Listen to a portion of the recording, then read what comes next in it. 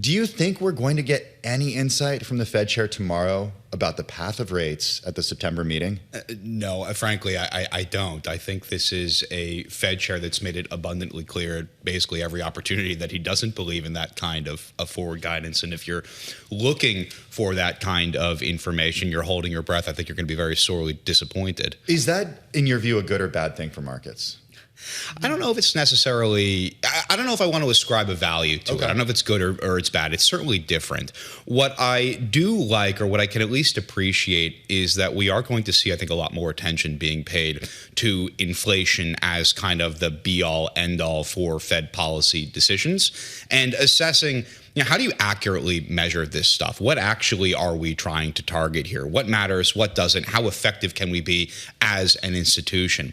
Those are the things that I would suspect I want to call him Powell. It's like Warsh. It's really hard. I got to knock myself out of that. I was like, you're not alone. Trust me. Yeah, those are the things that I think Warsh is likely going to be addressing tomorrow, and that's in and of itself, I think, very interesting. So, what don't the markets want to hear from Warsh tomorrow?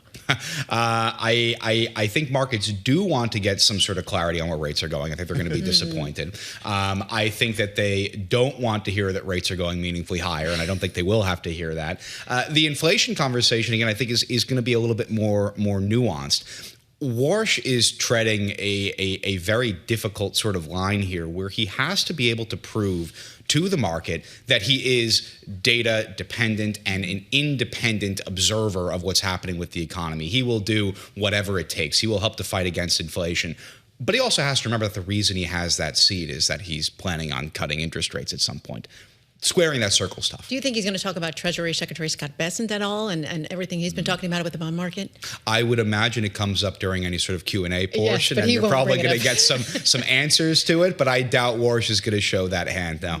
He's been communicating as a member of the Fed for years. He knows how to do this. I think there were some people last month who maybe were caught off guard a little bit with the way he communicated during that press conference and following the most recent meeting.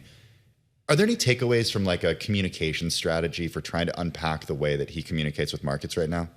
Less is more is very much the name of the game. And again, I think I'm sort of sympathetic to that. And when I think about how monetary policy interacts with the U.S. economy in 2026, it's not even just this year. It's really over the past 5-10 years. What we have learned, I think, time and time again, is that 25 basis points here, 25 basis points there, 12 months of runway and forward knowledge doesn't actually do anything from an economic perspective, right? If the Fed tells you it's going to hike interest rates 6 months from now, and then it hikes interest rates by 25 basis points, what the heck is that going to do to inflation? What is that going to do to the labor market, to consumption? If the Fed actually wants to be effective at what it's trying to do, it has to take people off guard. It has to make those bigger than expected moves, and it has to make them when people aren't necessarily expecting.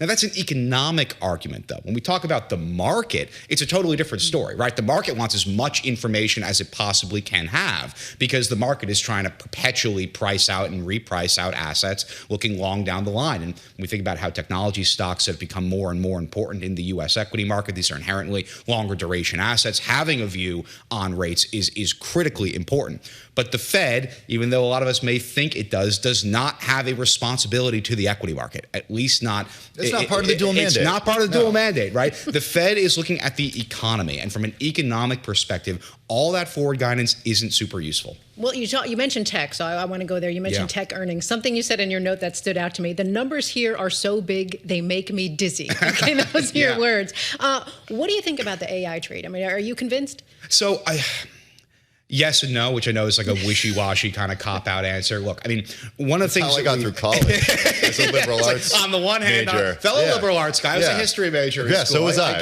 get it. Kindred spirits here. So when I think about the AI trade, one of the good things that we have going for it is that there is so much demand right now for all this compute and simply not enough supply, that these contracts are getting inked for things that aren't even going to be made until 2 or 3 years from now. There's a long runway of fairly reliable revenue, and generally speaking, that revenue surprises to the upside. That's the way things have been over the past couple of years. that story cannot last forever, right? I would say that the AI kind of value chain has expanded a whole lot over the past couple of years, which is a good thing, right? It's not just the hyperscalers and one semiconductor manufacturer in particular. It is the broader semi-industry. It's CPUs and GPUs and software names. And look, there are banks that are financing this stuff, and energy names and materials and industrials. And like, oh, look, it's everywhere. And the chain makes sense. You know, the semiconductor names are making a lot of money because there's a ton of demand for their chips to generate the compute. And there's a ton of demand to generate that compute because the language models are in basically a 21st century space race. They need to spend to be on the bleeding edge. They'll pay whatever it costs. And enterprises are adopting this stuff quickly. And enterprises are adopting this stuff quickly because their shareholders are demanding it. But at a certain point, like, somebody's got to make some real money on this. And it has to be not like the chip makers. It's got to be the enterprises. Meaning the companies that are using this technology to improve their bottom line. That's exactly right. So it actually takes us from the micro back to the macro and the question about productivity. And the Fed can't, Jay Powell was asked about this all the time and he couldn't give us an answer here. What is your answer for the productivity effect of this technology? Like, what is the promise here and what do you think it could actually deliver? I am, generally speaking, an optimist on AI productivity. And I think maybe I have to be an optimist because A, I don't want to get fired, and B, at a higher level, talk about the macro, right? We have significant demographic drags in the U.S., right? You have an aging population. The baby boom is rolling out of the workforce. We've had some pretty aggressive adjustments to immigration policy that have resulted in working age population, in many cases, outright shrinking. You need to supplement that slowdown in the growth of labor supply with incremental additional productivity. And that is where AI on paper comes into play. I am not of the mind that AI is going to take everybody's jobs. I just don't think it works like that, because to me that is antithetical to the entire history of human commerce. Like, if you are a business owner and you're looking to, improve your output or at least improve your efficiency using new technology, are you going to fire half your workforce and make that new, smaller workforce twice as productive, and now your output has stayed the same? Or are you going to keep as many people on your payroll as before, give them new teams, and now you've doubled your output for essentially no additional money? I can see AI resulting in delayed and deferred hiring. I can see AI resulting in a net less demand for labor than there would have been in a pre-AI world. But I don't think we're heading into some hyper uninflation doom spiral thing. I think AI is going to be at least modestly additive to productivity. Okay. We only have a minute. We only have 30 seconds left at this point, Jack. After Jackson Hole tomorrow, help us look past to sort of the next catalyst here. What is it in your view? It all comes back to rates. It always comes back to rates. And so the September meeting? It's September, but I think more importantly, does energy inflation bleed into everything else? Because right now, if it's just energy, no big deal. If it bleeds into everything else, now we're talking about a different story. And that gets us to the Strait of Hormuz and exactly what happens with policy there.